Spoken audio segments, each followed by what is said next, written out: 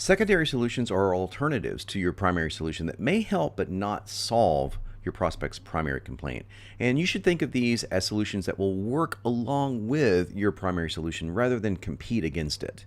I'm going to give you a couple of examples here. The first one, look into intermittent fasting. Now, here's what I do to make this even more powerful.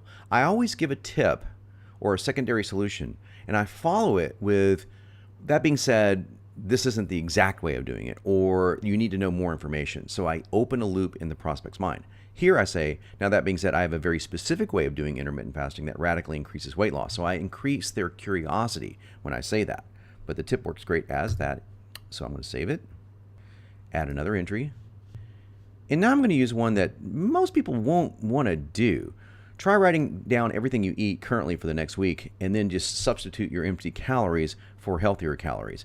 But that leads them again into my product or service. Notice how I say this isn't the precise method I suggest, but it can get you started. That's the idea behind secondary solutions. So I'm going to save this, and we're going to take a look at that inside of an email. Okay, this email is mostly content. So the first thing I have to warn you about is to avoid starving yourself daily on ridiculously low-calorie fat diets. If you're like most, you might believe the experts do this, and you should too, but not so. And if you don't avoid this, you could experience thinning hair. So I'll talk about what they're experiencing. Here's the secret alternative.